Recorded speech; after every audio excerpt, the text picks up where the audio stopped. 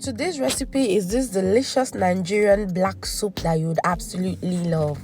Here I have beef, shaki, and stockfish. I have soaked the stockfish for 24 hours to get it softened to this level. I'll chop up the habanero pepper and the onion.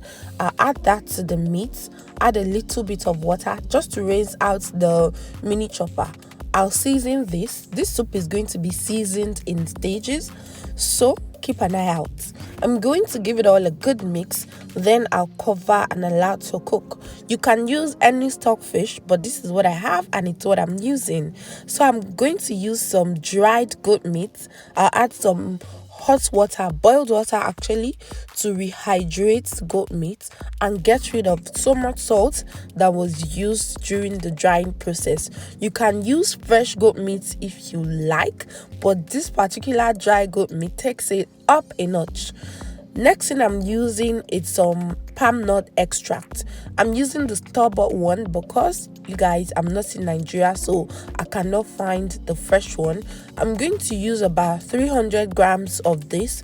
Add a bit of water. Let the sediment settle down. Give it all a mix until there is no lump. Then I'll set it aside. Next, I'll add up all of the ingredients that make up the black soup. So I have Uziza leaves right here. Notice, guys, it is not as fresh. This was bought from Nigeria and it's like 5 days after it was brought. I'll tell you in the comments while I used it after 5 days. I added some scent leaves and bitter leaves. The bitter leaves have been washed to perfection. I have scotch bonnet peppers here. The leaves are about half a cup of each, and then the bitter leaf is a little more than the rest. And that was calabash nutmeg that I added there, or Ehuru seed. I added some crayfish powder, about half cup of crayfish powder. This is native soup, so you need a lot of crayfish powder. Chop in 2 medium-sized onions and add some water just to keep the blender moving. There is no particular reason why I used white and purple onion. You can use whatever onions you have. I'll proceed to blend all of those ingredients until they are smooth. At this point, the meat has released as much juices as it can, so I'm going to add just enough water to continue to cook it.